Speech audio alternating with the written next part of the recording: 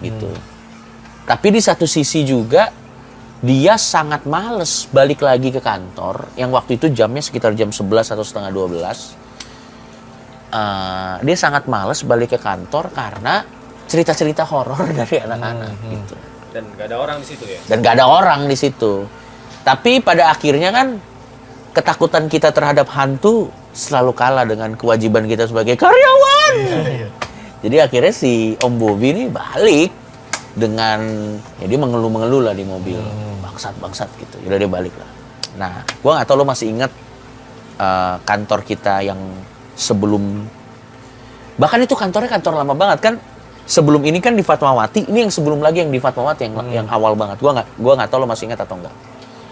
Atau bahkan lo udah join di, gua nggak tahu. Jadi intinya di kantor kita yang lama tuh yang di Ampera, deket apotik 24 jam, agak ke belakang sedikit itu kantor kita gitu.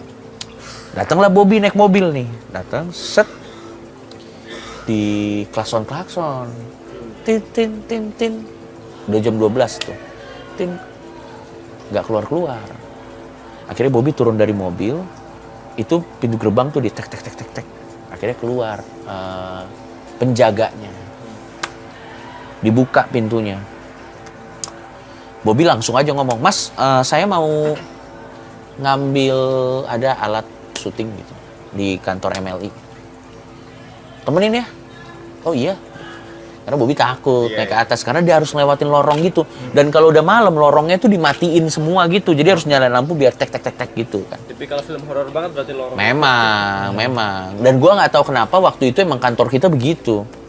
Ya udah, temenin gue ya Mas. Jangan kabur tiba-tiba karena Bobby kan sering dikerjain kan. Jangan kabur tiba-tiba. Ya gitu. Ya udah Bobby naik ke atas. Dia naik ke atas, dia ngelewatin lorong itu, dia nyalain lampunya, ceklek, tek nyala, dia nyampe ke pojok, dia buka, masuklah dia gitu.